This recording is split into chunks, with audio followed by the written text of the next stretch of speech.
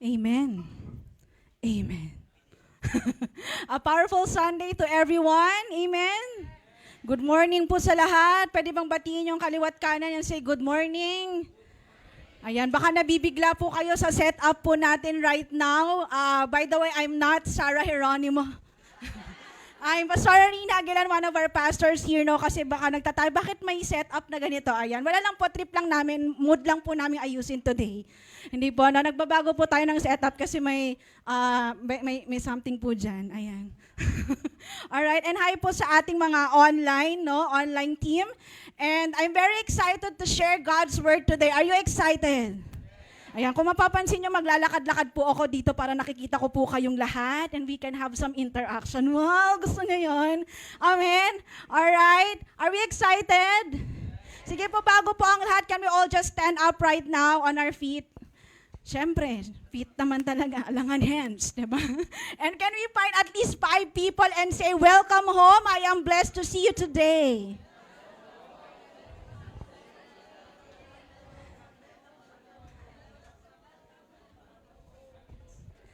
Yes. Alright, sige po, makakaupo na po tayo. Yan. Nakakatuwa, nakikita talaga lahat today, no? Dati layo kung nakikita eh. Late ko na nga lang, di ko pa kayo makita. Alright? Anyway, sino po dito may mga lugar na gustong-gusto nyo pong balikan? Alright, meron po ba? Alright, ba't pagbalikan pa naaalala nyo tao, alright? Lugar pong pinag-uusapan natin. Lalo na kapag naghahanap po tayo ng rest, ano yung mga una po nyong naiisip? Dagat, ano pa? Bundok, tama ba? Ha? Tulog, kasi walang panggala eh, tulog na lang po, no?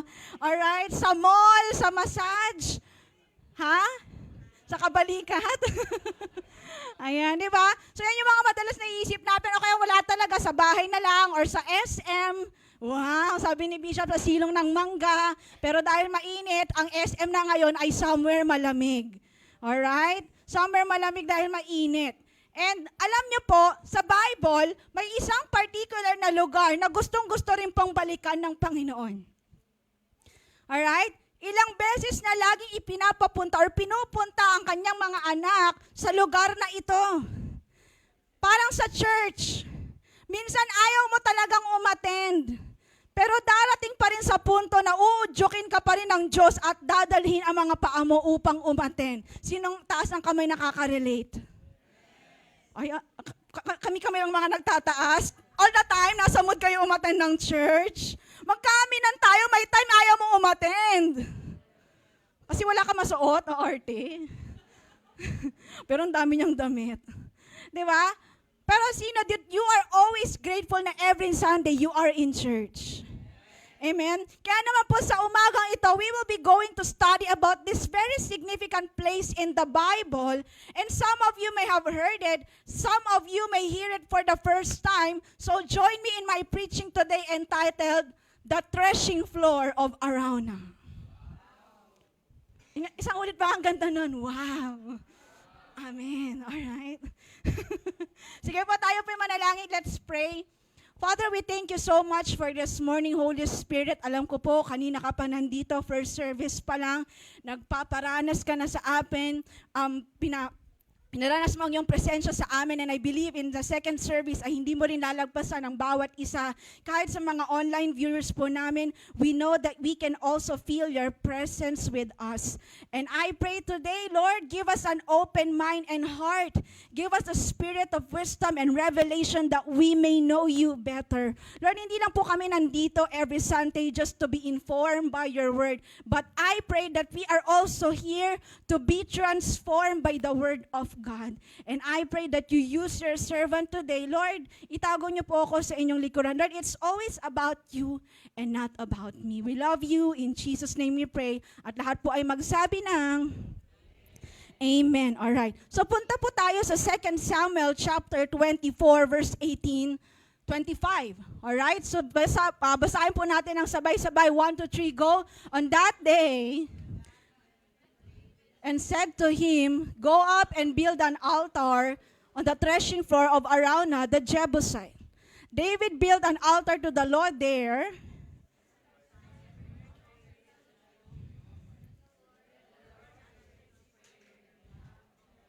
And the plague on Israel was stopped. Sabi nga po natin, stopped.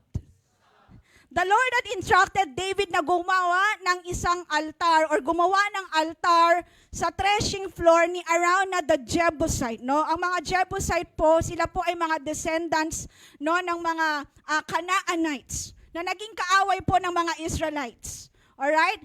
Ang photo po ng threshing floor, no, pakita natin yung picture, or sa Tagalog ay giikan. Tama ba? Okay, tinanong ko kanina sa first service anong Pangasinan, sabi daw ilikan. Tama ba ako? Walang sumasagot. Hindi rin po namin alam basta. Oo, yun. Alright, so giikan or ilikan. Sabi nga nila. And as we can see in verse 15, David built an altar and prayed in behalf of the land at tumigil daw ang plague or ang salot. Hindi po yung katabi nyo. So obviously, ang plague ay parusang ipinataw ng Diyos.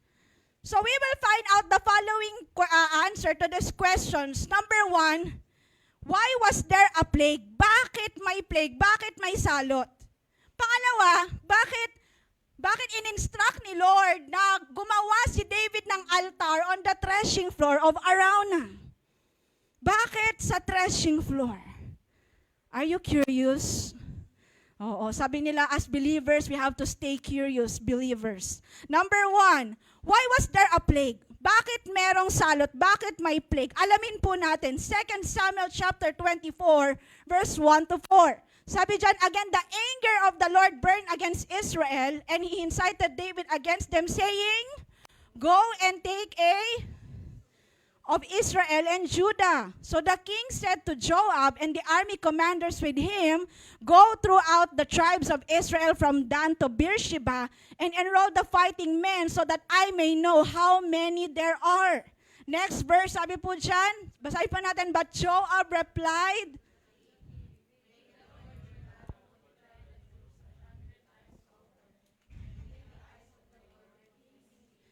but why does the Lord the king want to do such a thing?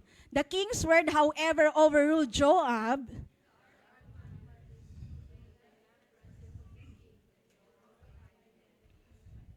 So nag-utos si David ng census. So ang sin na nagawa ni David, kaya merong plague, bakit may salot, is letter A, David sinned because he took a census of his men. Nagbilang siya. Now, ang tanong, masama po bang mag-census? Kasi baka po yung nagsisensus sa mga bahay-bahay ninyo, hindi nyo na po papasukin. Ilan po kayo?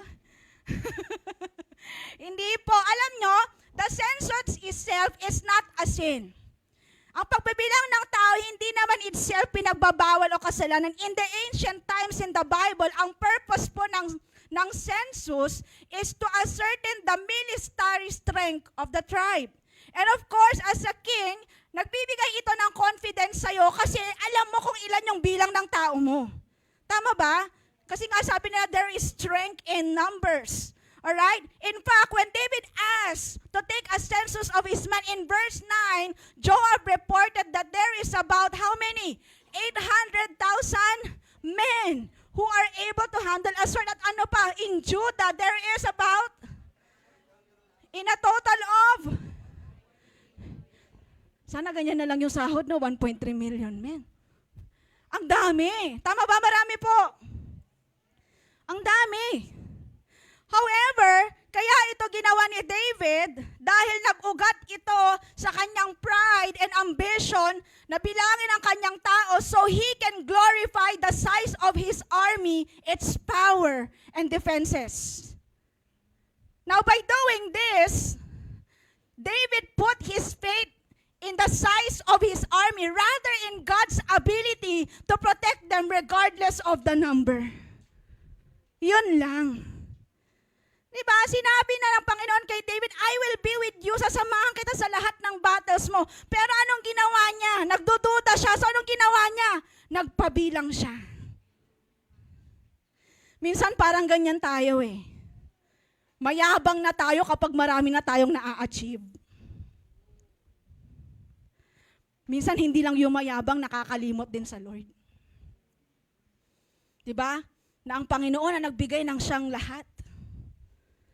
Diba? Porket may ganito ka na, napuntahan mo na to, na-achieve mo na to, may ganito kang, diba, narating, promotion and all. Nakakalimutan ng Panginoon. Yumayabang tayo. So ang lesson, nagkakasala tayo kapag, alam niyo po yon, inilalagay natin ang ating seguridad sa pera, ari-arian o sariling kapangyarihan, but you have to always remember that it is always about God. Sabihin po natin, it is always about God. Amen. So that's letter A. Nagkasala si David because he took a census of his men. Kaya may plague. Pangalawa, bakit may plague? In 2 Samuel 24, verse 10 to 15, basahin po natin, David was conscience-stricken after he had counted the fighting men. And he said to the Lord, I have sinned greatly in what I have done. Now, Lord, I beg you, take away the guilt of your servant. I have done a very foolish thing. Before David got up the next morning, the word of the Lord had come to Gad the prophet, David's seer. At sabi po dyan, go and tell David, this is what the Lord says, I am giving you 3 options. Choose one of them for me to carry out against you. So God went to David and said to him, shall there come on you 3 years of famine in your land? Or 3 months of fleeing from your enemies while they pursue you? Or 3 days of plague in your land? Now then, think it over and decide how I should answer the one who sent me.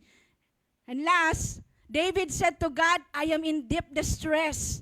Let us fall into the hands of the Lord, for his mercy is great.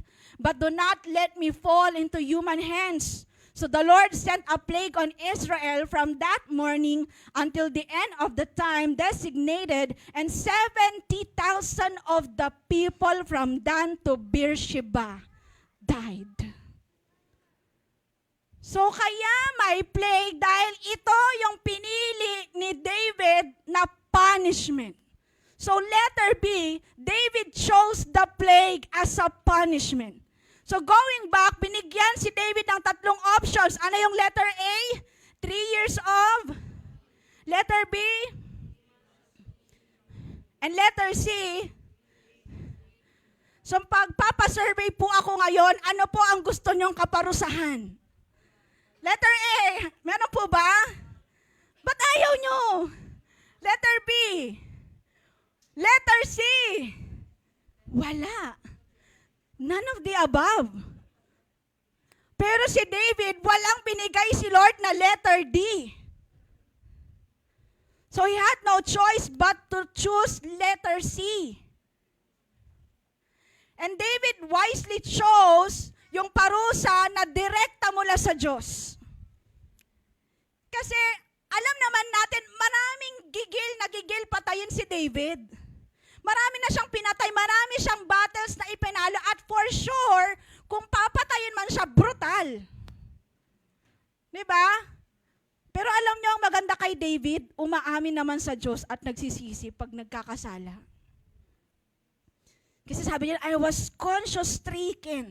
I was so guilty. Alright? Alam niyang may awa ang Diyos, kaya kahit masakit, handa niyang harapin ang consequences ng kanyang kasalanan. Alam niya nagkasala siya. So may punishment. Alam niyo po, nakakalungkot. Minsan may mga Kristiyano, nakakalungkot lang, nagkasala na nga, pero ang yabang pa. Yung hindi mo man lang makitaan ng repentance. Diba? Dinedefend pa yung sin.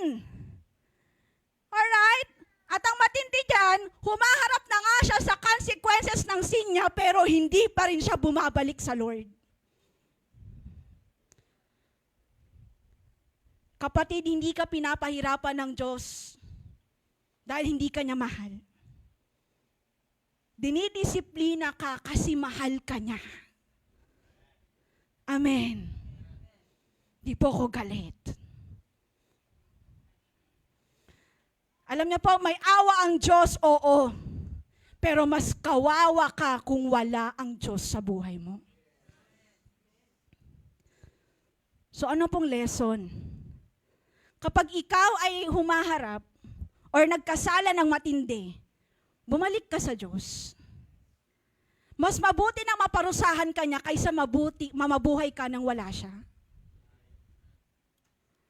Diba? Kasi alam ni David kung lalayo siya sa Lord, mas malala.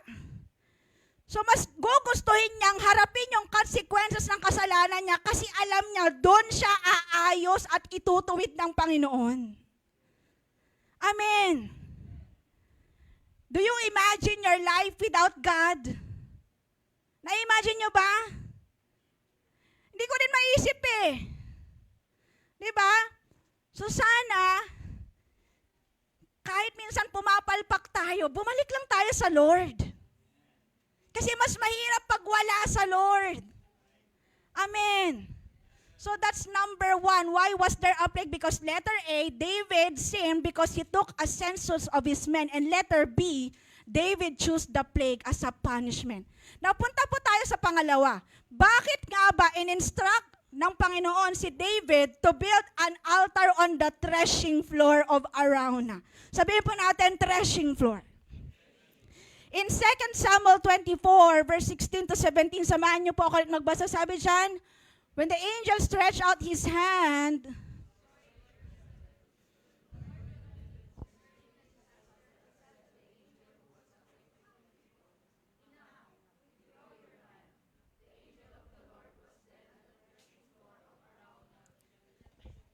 when David saw the angel was striking down the plague, he said to the Lord, I have sinned, I the shepherd have done wrong. These are but sheep. What have they done? Let your hand fall on me and my family. In 2 Samuel 24 verse 18 to 19, sinabi ulit ng Panginoon, on that day God went to David and said to him, go up and build an altar to the Lord on the threshing floor of Araunah the Jebusite. So David went up as the Lord had commanded through God. Alam niyo po that the threshing floor is a very, very special place to the Lord. Sabihin po natin, special. And there's a reason why this place was chosen by God. Bakit nga ba pinili ito ng Panginoon? Letter A, because it was bought by David with a price. Sabihin po natin, price. In 2 Samuel 24, verse 20 to 25, sabi dyan, when Araunah looked and saw the king and his officials coming toward him, he went out and bowed down before the king with his face to the ground. And Araunah said, why has my lord, the king, come to his servant to buy your threshing floor? Nandito ako para bilhin ang giikan mo, ang lupa mo, so I can build an altar to the Lord that the plague on the people may be stop. And sabi ni Araunah kay David, basahin po natin, let my lord the king take whatever he wishes and offer it up. Here are oxen for the burnt offering, and here are threshing sledges and ox yokes for the wood. Your Majesty, Araunah gives all this to the king. Araunah also said to him, may the Lord your God accept you. So sinasabi niya, wag mo nang bilhin. Ibibigay ko na sa'yo ng libre. Pero anong sinabi ng hari sa kanya? But the king replied to Araunah, no, I insist. Sige po. On paying for it, I will not sacrifice to the Lord my God. So David bought that and the oxen. So sabi ni Araunah, bibigay ko na sa'yo ng libre. All package deal na. The lupa and the animals. Wow. Tapos may kasama pa pong SSS PhilHealth. Package deal na daw po. Hindi, joke lang. Kaya lang, sabi ni David, hindi. Bibilhin ko sa'yo. Sabi niya, no, I insist on paying you for it. I will not sacrifice to the Lord my God burnt offerings that cost me nothing. Sabi pa nga sa ang Bible version, sabi, hindi ako mag-o-offer kay Lord ng aking Diyos ng walang halaga sa akin. Para kay David, mahalaga ang altar na ipinapatayo po ng Diyos. Kaya hindi siya pumayag na hindi siya magbabayad. He knew that there is a cost to pay. Gaya mo rin, kung mahalaga ang Diyos sa'yo, what is the cost that you need to pay? What are you willing to sacrifice for the Lord? Yung oras mo para lang makapaglaan ka ng oras sa devotion at prayer time mo? Yung sakripisyo na gumising ka ng maaga para ka walang distractions pa nagde-devotion? Or willing ka bang i-sacrifice yung personal mong ambisyon para sa calling ni Lord sa buhay mo? Alright? Or are you willing to sacrifice this habit, this pleasure, or maybe this person dahil alam mo mas mahalaga ang Panginoon kaysa sa dito? Kasi church, ang lesson dyan, when you follow the Lord, it's not gonna be cheap. It's not gonna be easy. It's gonna be costly. Mag-i-invest ka ng oras, ng lakas, at minsan pati yaman. Humihina po yung ating amen. Bakit pagdating po sa sakripisyo, humihina po ang ating amen? Naniniwala ako sa Lighthouse Church, isang malakas na amen. Diba? Bakit it's costly? We serve a great God. Oh, come on. And the Lord deserves the best offering. Ang excellent mo nga sa trabaho, sa eskwelahan nyo, pero pagdating dito sa church, pag nagsaserve ka, tira-tira. Ang dami mo pang excuses, pero pambira sa trabaho, ang aga mo. Diba? Takot kang makaltasan. Sa school, pabibo ka. Active ka sa lahat. Pero pagdating dito sa church, wala ka man lang magawa para sa church. Amen. Diba? Nagde-demand si Lord ng oras mo, pero wala kang maibigay na oras para sa Kanya.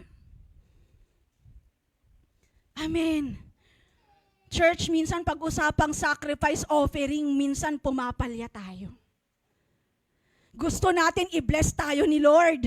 We're asking for blessings. Okay naman yan. Pero ang tanong, kamusta ang offering mo sa Lord? Sana hindi cheap. Kasi hindi cheap yung Diyos na pinagsisilbihan natin.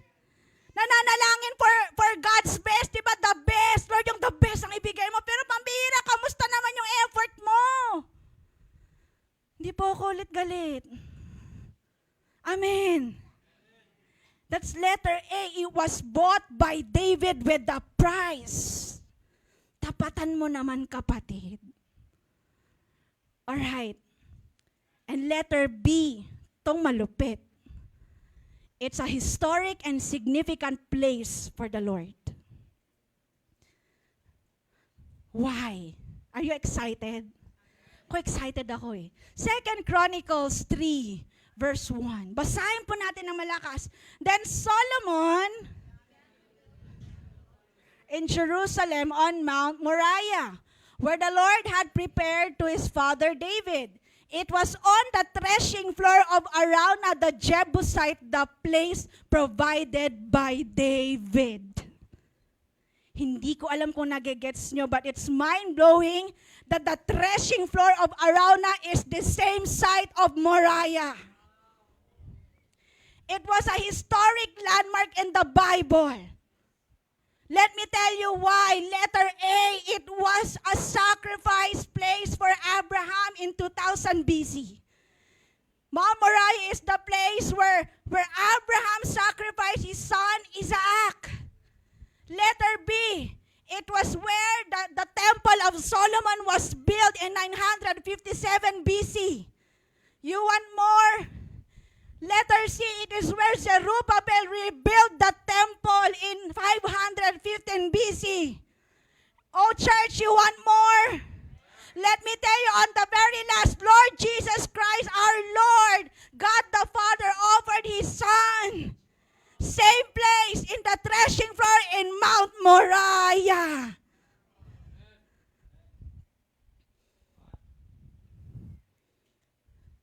Moriah in Hebrew is chosen by Jehovah, or the land chosen by Yahweh. Kaya pala gusto ni Lord sa threshing floor ni Arauna.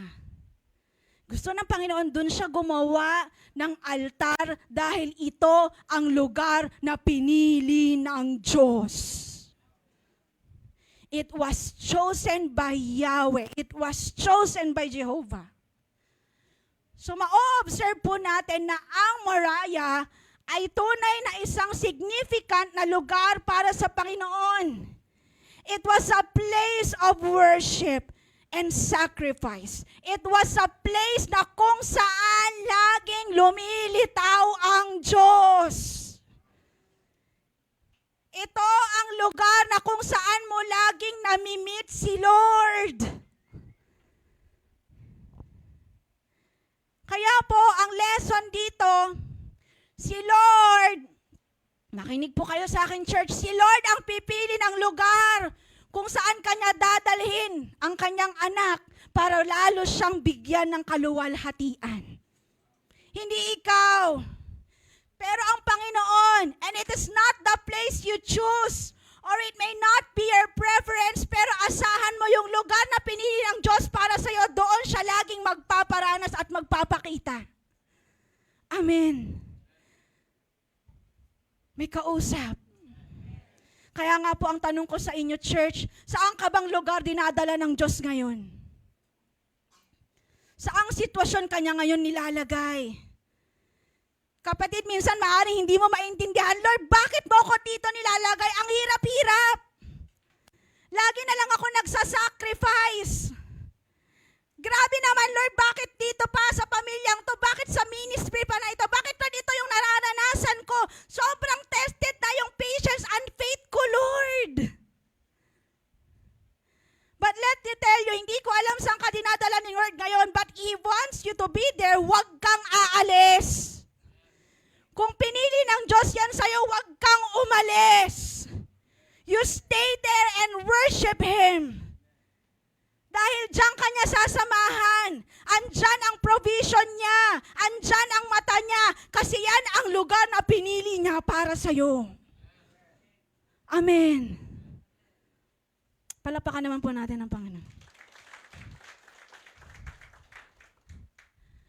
So makikita po natin that the threshing floor is very important to the Lord. At dahil po dyan makikita natin ang tatlong aspeto po, no, of God's character on the threshing floor. Alamin po natin, letter A is God's holiness. Sabihin po natin, holiness. Ang threshing po, no, ang pag-iik is the process of loosening the edible part of the grain from the husk and straw to which it is attached. So pag ginagawa po ito sa mga farmers na yung palay, pinapalo, binabayo po nila ito, no, para maghiwalay po yung mga butil dun sa stalk. Alright? Now yung winnowing naman or pagtatahip, yan ba nakikita niyo po yung mga lola ninyo, di ba, nagtatahip sa may bilao, it separates the grain from the shaft or yung ipa. Okay, tama ba? Tumama naman po ako. Okay, good job. Okay.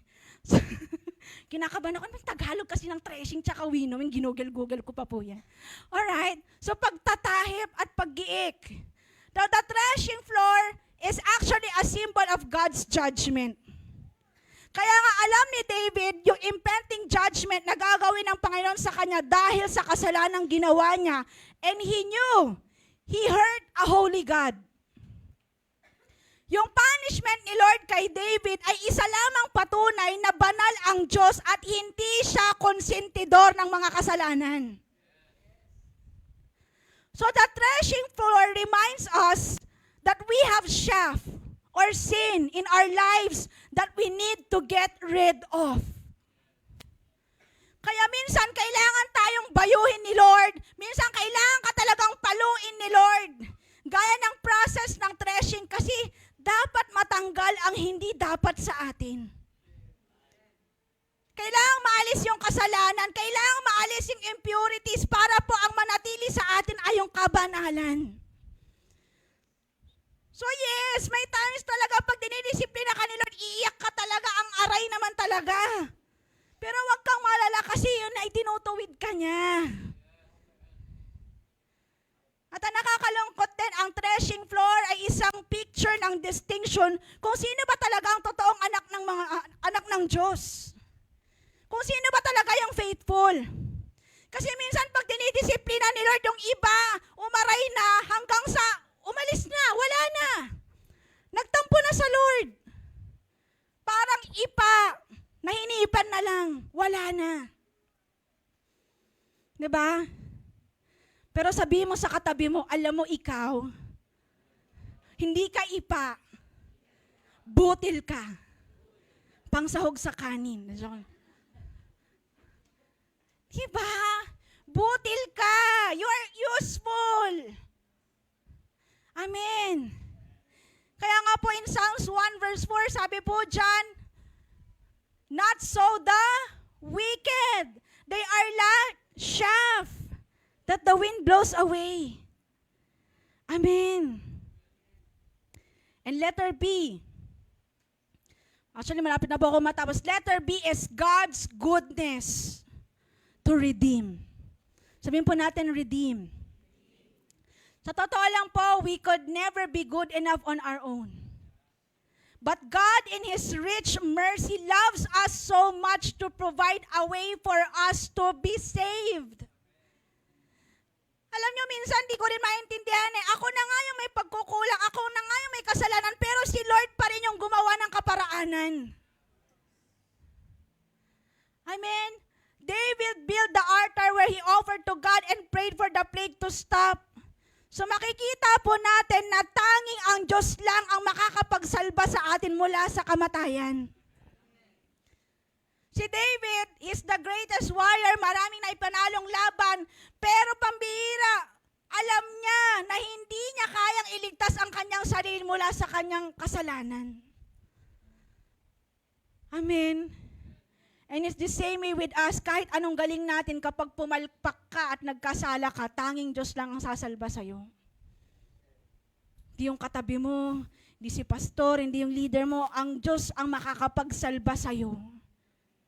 Kaya nga po, we all need our Redeemer to pick us off the floor, brush us off, and lead us out of the pit into a new life with Him. Amen. So recall lang po natin, what are the three aspects, of God's character in the threshing floor? Letter A, God's holiness. Letter B, Gerson, bilisan mo din naman. Letter B, God's goodness to redeem. And last, letter C na aspect po ng Panginoon, God's presence in our everyday moments. Alam niyo po, what's amazing, yet humbling with the Lord is that He asked David to build an altar on a threshing floor.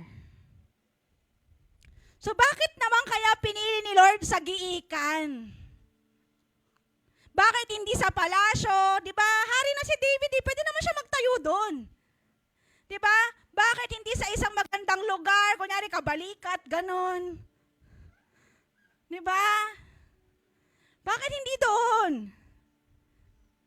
Bakit hindi sa isang magarbong lugar nagpatayo ang Diyos ng altar? Alam niyo po, in ancient Bible times, ang pinakapangunahin po nilang trabaho or pinagkukunan po ng kanilang ikinabubuhay ay farming aside from fishing. So kung hindi mo sila nakikita nagtatrabaho sa dagat, nasa farm sila.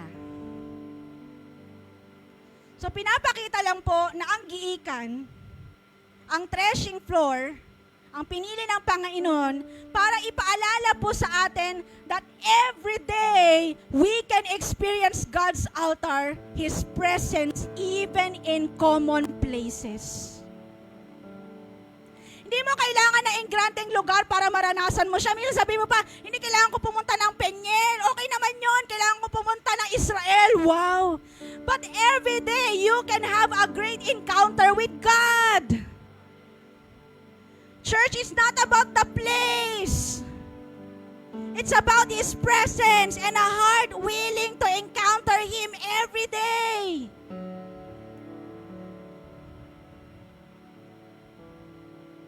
Kaya nga po, araw-araw, bumalik ka sa threshing floor mo. Bumalik ka sa altar mo. At i-offer mo ulit ang buhay mo sa Kanya. Kung sa altar na yan, kailangan ka minsan paluin ni Lord, sige lang. Kasi kapatid, diyan ka lalago, diyan ka mag-grow. Tandaan po natin, hindi po tayo palalakihin ni Lord na mga spoiled Christians.